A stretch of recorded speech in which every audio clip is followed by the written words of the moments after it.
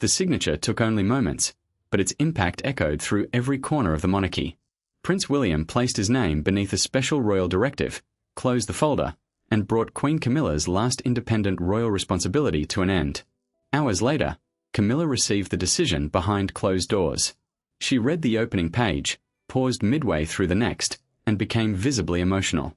This was not simply another adjustment to royal duties.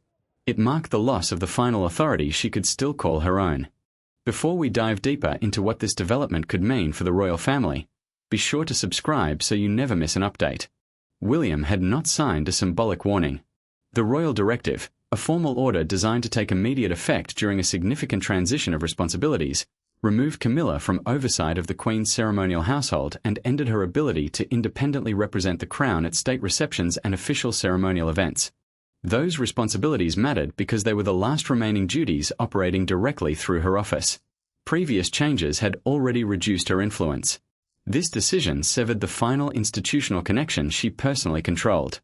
Camilla held the papers and searched for one thing: evidence that the king had resisted. An aide stood nearby as she reached William's signature and quietly asked whether Charles had tried to stop the measure. The aide hesitated. That pause spoke volumes. She lowered her eyes to the page once more and read the clause transferring ceremonial coordination directly to William and Catherine. The Prince and Princess of Wales would now oversee the functions her household had previously managed. When Charles entered after the aide departed, he found her struggling to steady her voice. Camilla looked at him and asked a simple question. "Is there anything left?" The king did not respond immediately. He knew the directive left her title and marriage untouched, yet removed the last independent royal authority connected to her household. He also knew something Camilla was only beginning to realize. This decision had not been forced through by anonymous officials. William had personally insisted that the transfer take effect without delay. Camilla's sadness soon turned into something sharper. She wanted to know why the future king had acted with such urgency, and when Charles avoided her gaze for a moment too long, the deeper truth became impossible to ignore. Both of them knew this decision did not begin with the directive itself. Several days earlier, behind another closed door, a disagreement had erupted over Catherine's ceremonial position. William had walked away from that confrontation convinced that compromise had reached its limit. The signature had ended Camilla's final hold on independent royal authority, but it did not explain why William had been willing to go so far. To understand that, the people standing on opposite sides of this decision must be understood first. This was never simply William versus Camilla. Between them stood a king, a marriage, a future reign, and decades of personal history that no royal protocol could erase. William understood exactly what removing Camilla's final function would mean to his father. Camilla understood what accepting the order would say about her own place within the institution.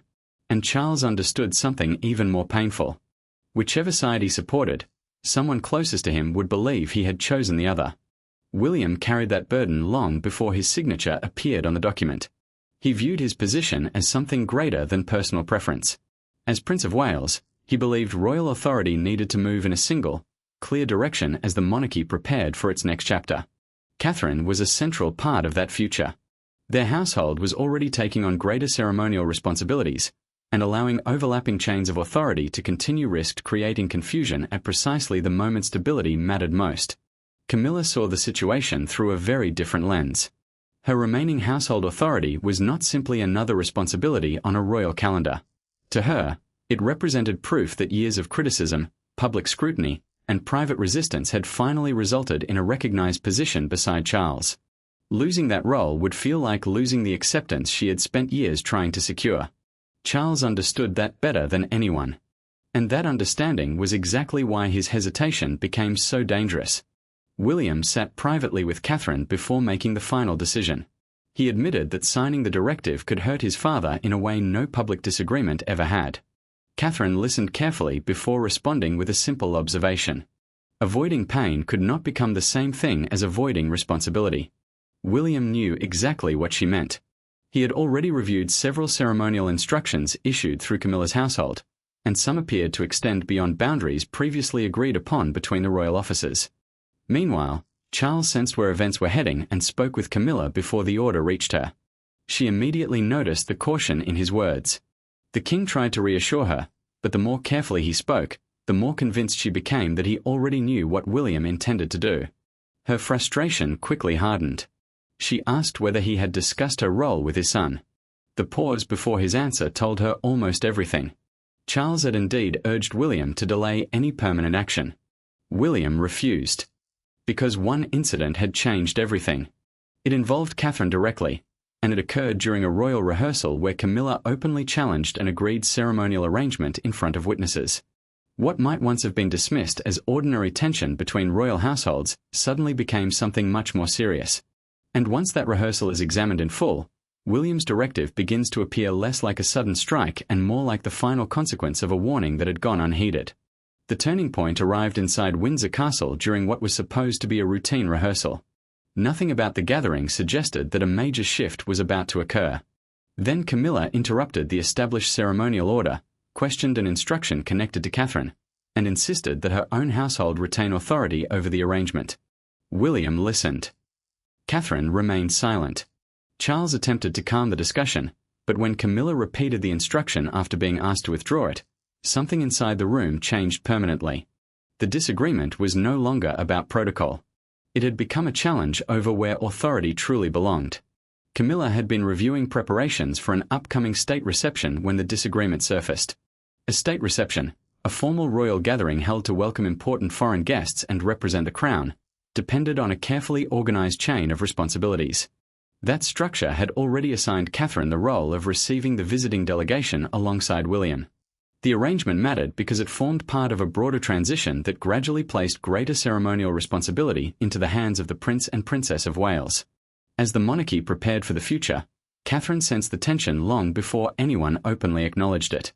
Camilla informed officials that her own household would continue overseeing the reception order and instructed them to revise the approved arrangement. The Princess of Wales did not challenge her in front of staff. Instead, she calmly asked whether the change had been approved by William. No clear answer came. So Catherine quietly stepped away from the discussion. Her restraint only made the situation feel more significant. The future queen understood that an argument in front of palace staff would transform a private disagreement into something far more damaging. William waited until Catherine had left before addressing Camilla directly. He told her that overturning an agreed instruction in front of palace officials could no longer be dismissed as a misunderstanding. Camilla responded that the authority still fell within her existing royal responsibilities and insisted she had every right to intervene. William warned that the issue was no longer about one reception or one ceremonial arrangement. It was about whether two royal households could continue issuing competing directions and expect the institution to function smoothly. Charles stepped in before the exchange escalated further. The king asked his wife to withdraw the instruction and urged his son not to turn the rehearsal into a wider conflict. Camilla refused. She repeated that her household still possessed ceremonial authority. In that moment, William heard something that changed his thinking completely. As long as that office remained unchanged, the same dispute could happen again. That evening, William took action. He requested the legal and household documents defining exactly where Camilla's authority began, where it ended, and who ultimately possessed the power to alter it. What came back was far more significant than he had expected. The documents revealed something far more serious than William had anticipated. They showed a mechanism capable of ending the dispute permanently. Days later, William entered another confrontation with Camilla, already knowing exactly what authority could be removed. Camilla, meanwhile, entered the meeting believing Charles would never allow such power to be used against her office. William did not send an aide. Camilla did not receive him with formal ceremony. They met privately, and the disagreement quickly moved beyond diplomatic language. William told her that ceremonial boundaries had been crossed too many times. Camilla fired back, accusing him of dismantling her position piece by piece. Then William delivered the statement that changed the entire conversation. If she would not relinquish the authority voluntarily, he intended to remove it through formal action. Camilla immediately understood what voluntary surrender would imply. A transfer of ceremonial authority, the official movement of royal responsibilities from one household to another, would not simply reduce her workload. It would suggest that her office had exceeded limits already established within the palace. She refused almost instantly. The Queen Consort argued that surrendering the role willingly would transform a disagreement into an admission of fault. She would not accept that version of events simply to make the transition easier for William. But William did not back down. He insisted the issue had become larger than a single rehearsal, a single reception, or even a single dispute involving Catherine. The future king argued that competing chains of authority could no longer continue inside the monarchy. Camilla's frustration deepened. She accused him of treating her as temporary, as though years spent beside Charles had never earned her a secure place within the institution. William responded that the dispute was about authority, not affection, acceptance, or personal history. That distinction did little to soften the blow. Then Camilla invoked Charles directly. She insisted the king would never permit his wife to be publicly diminished in such a way. William paused. Then he revealed something she had not expected. His father had already reviewed the proposed transfer. Charles had not demanded that it be abandoned. He had only requested that the language be softened so the decision would not appear punitive. For Camilla, that revelation landed harder than the threat itself. Charles knew. Charles had objected. But Charles had not stopped it. Camilla pushed her chair back and warned William that removing the role would be seen as removing her from the monarchy's future. William's response was calm but firm. The future, he said, could not be shaped by fear of appearances, especially when those appearances concealed growing confusion behind palace walls. Camilla stared at him. The discussion was no longer about ceremonies. It was now about what the role itself represented. Still, William needed one final foundation before taking action. The authority he intended to use did not come from frustration alone. It came from an older arrangement embedded deep within the monarchy structure. The confrontation explained the emotions behind the directive. But the system that made William's decision possible would reveal why even Charles could not simply make it disappear. Behind the family tension lay something much more powerful. Royal authority is rarely exercised through one dramatic command. Instead, it moves through delegated responsibilities, household structures, sovereign approval, precedent, and carefully defined roles. William spent days examining exactly where those lines connected. Then a senior official placed the relevant briefing before him. Its conclusion was unmistakable. Camilla's ceremonial authority existed because it had been delegated. And under the emergency transition framework currently in force, that delegation could be withdrawn. William understood the significance immediately. The emergency transition framework, a temporary arrangement designed to shift selected royal responsibilities when a monarch reduces his workload, had already granted him expanded coordinating authority across designated crown functions. That detail mattered because Charles himself had approved the structure in order to prevent confusion among senior royal households. Camilla's final ceremonial responsibility was therefore not untouchable. It was delegated authority. And delegated authority could be reassigned if competing instructions threatened the smooth operation of the monarchy. Charles reviewed the final legal summary alone. When he reached the clause outlining William's powers, he closed the file and sat in silence. He understood exactly why the wording was so painful. Stopping his son would require challenging the same transition system he had previously accepted as necessary. It would also mean defending a structure that had already produced a direct clash between Camilla and Catherine. The king could protect his wife emotionally. Protecting every function attached to her office was becoming something entirely different. William joined Charles later, and the tension between father and son felt heavier than anger itself. Charles asked whether any other path remained. William replied that there had been other options before: warnings, negotiated boundaries, voluntary transfers of responsibility, but each possibility had disappeared when previous agreements were challenged. He spoke without triumph. He sounded like a man who believed delay had become more dangerous than action. Then Charles raised the most painful point of all. One clause within the framework allowed William to transfer Camilla's ceremonial responsibilities immediately without affecting her title, her marriage, or her personal position beside the king. The measure was narrow enough to survive internal resistance. Yet symbolically, it was devastating. Camilla would remain queen consort. But the office that had given her independent ceremonial control would permanently lose that authority. Charles made one final request. He asked his son not to present the decision publicly as a punishment. William agreed. However, he refused to remove the clause that prevented Camilla's household from quietly reclaiming those responsibilities in the future. That refusal told Charles everything. The decision was no longer temporary. The legal path had been settled. And the king would not dismantle the transition structure he had already approved simply to stop it. Only one step remained. Once William signed the document, palace theory would become personal reality. Camilla would be the first person forced to live with the consequences. The directive was delivered without fanfare. In many ways, that made it worse. There was no public confrontation. No formal announcement. No dramatic royal gathering. Camilla sat alone with the pages before her and watched familiar responsibilities become a list of transfers. Reporting structures changed. Ceremonial approvals moved elsewhere. Paragraph by paragraph, her remaining authority disappeared. Then she reached William's signature. The Queen lowered the document, tried to speak, and realized the composure she had maintained for years was suddenly slipping away. Still, she forced herself to continue reading. The directive took effect immediately. There would be no grace period. No opportunity for quiet negotiations afterward. Catherine's office would receive specific ceremonial responsibilities, while William would assume final coordination over designated crown appearances and official engagements carried out on behalf of the monarchy. The shift transformed the balance of authority overnight. Camilla would keep her title.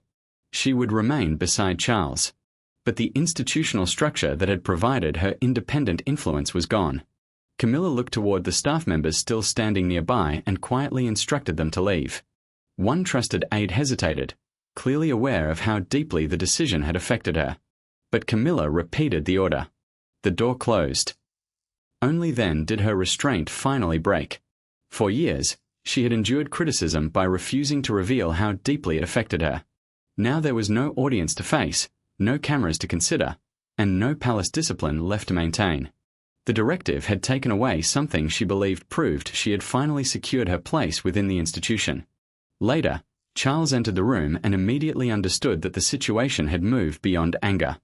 He found his wife still seated beside the document. She made no attempt to hide her feelings. Camilla told him she could have accepted William's criticism. What she could not accept was knowing that her husband had been aware of the final removal and had failed to prevent it. Charles listened without interruption, because he knew the accusation was not entirely unfair. Eventually, the king explained what had happened. He had challenged William over the severity of the decision. He had warned that removing the final role would feel intentionally humiliating. But William argued that restoring the previous arrangement would only recreate the same conflict again and again. Charles had looked back on the confrontation at Windsor. He had reviewed the pattern of events. And in the end, he had accepted the conclusion he least wanted to accept. Then Camilla learned how permanent the change already was. Several members of her household would now report through a reorganized structure connected to William and Catherine. This was not symbolic. The transition had already begun. Her anger remained. But another possibility now cut even deeper. Perhaps Charles had not abandoned her. Perhaps he had simply come to believe that William was right. And that realization would lead husband and wife into the most difficult conversation of the entire crisis. No ads. No lawyers. No royal language left to soften the truth. Only Charles and Camilla, facing each other without the institution standing between them. When Charles returned, Camilla had stopped crying. The anger was still there, but it had changed. No officials remained in the room. No briefing papers were being discussed. No one was left to translate duty into softer language. For the first time, husband and wife faced each other without the institution standing between them. Camilla asked the question she had been carrying since the directive arrived. Did he truly believe William had been right? Charles did not answer immediately. When he finally spoke, he delivered the response she feared most. He said the decision had become necessary. That answer cut deeper than any formal order. The king explained that he had defended her position repeatedly because he believed stability depended on protecting both their marriage and her dignity within the monarchy.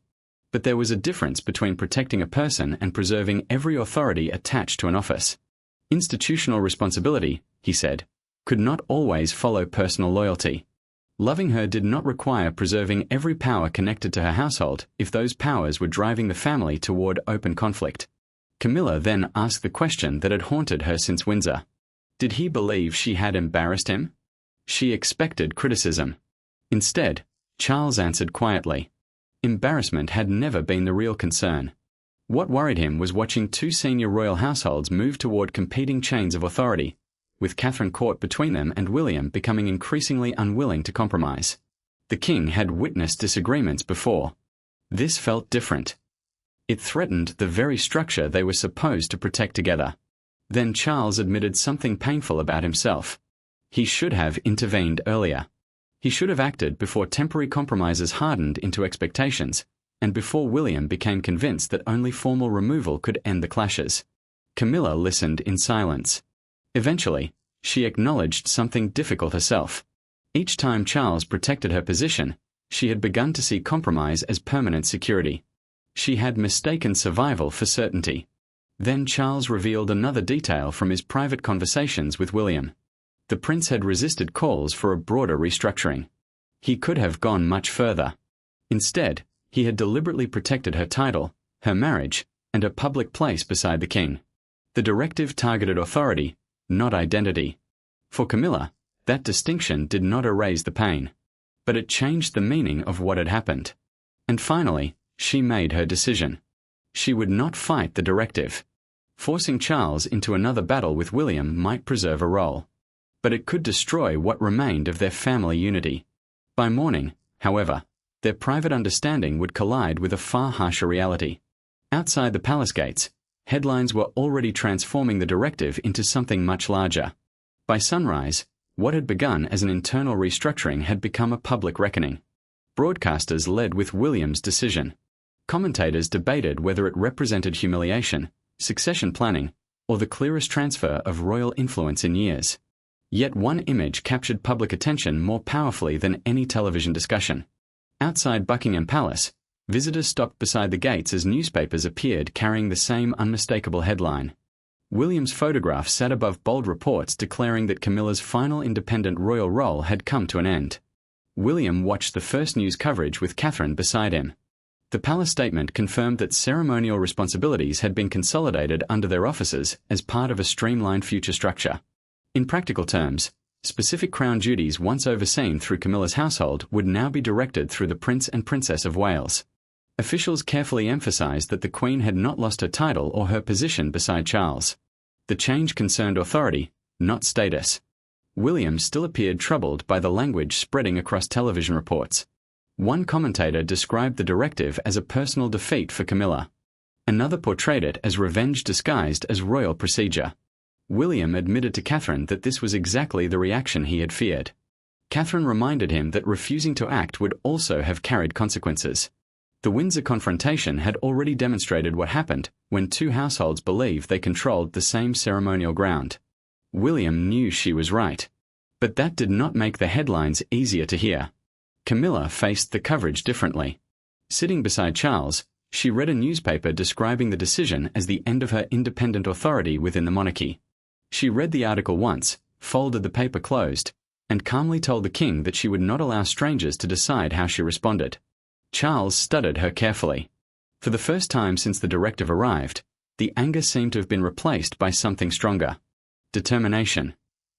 The story deepened further when a national broadcaster cited a documented palace account identifying the Windsor rehearsal as the hidden turning point behind everything that followed. Suddenly, the directive no longer looked like a decision made overnight. The public could now see the chain of events that led to it. Charles later approved a carefully controlled clarification confirming that Camilla would continue appearing beside him where appropriate. That distinction mattered. She remained his wife. She remained queen. But the final independent crown function was gone. Now only one question remained. How would Camilla respond publicly? At her next appearance beside Charles, she delivered her answer without saying a word. She carried out the engagement professionally and made no attempt to reclaim the authority William had removed. Catherine fulfilled the responsibilities transferred to her. William did not celebrate. Charles did not pretend nothing had happened. And beneath the calm surface, everyone involved understood the same truth. An era had ended. What mattered now was whether its ending would become a permanent family wound, or the boundary that finally prevented one. Camilla accepted the new arrangement knowing exactly what had changed. The transferred ceremonial functions would now remain under William and Catherine, while she continued supporting Charles without independent control over those responsibilities. The uncertainty that had fueled conflict was gone. Palace staff now had one clear chain of command. Before the engagement, Camilla briefly encountered Catherine and quietly assured her there would be no challenge to the new arrangement. Catherine responded not with triumph, but with restraint. For Camilla, that mattered. She had lost authority, but she would not lose dignity. Later, William met privately with Charles. The prince admitted that signing the directive had hurt his father more deeply than he had wanted. Yet both men understood that allowing the struggle to continue would eventually have harmed everyone involved. The marriage, the succession, the institution itself. For the first time in weeks, father and son were no longer arguing about what should happen next. The decision had already been made. Its cost had already been paid. Camilla's emotional reaction now carried a different meaning. She had not broken down simply because a responsibility disappeared. She had confronted the painful difference between acceptance and authority. She remained beside Charles. She remained part of the family. But the separate path of influence she had fought to preserve no longer existed. William's directive therefore became more than a victory or a punishment. It secured Catherine's ceremonial position, clarified the future king's authority, allowed Charles to preserve his marriage without opposing his son, and gave Camilla one final choice. She chose dignity over another institutional battle. The directive removed her final crown role. But her decision to accept it removed something potentially even more dangerous: the conflict over where the monarchy's future would begin. William protected the succession. Charles protected his family. Catherine stepped forward without seeking revenge. And Camilla finally accepted that belonging did not require controlling what came next. With that, the conflict came to an end. Thank you for watching. Don't forget to like, subscribe, and we'll see you in the next video.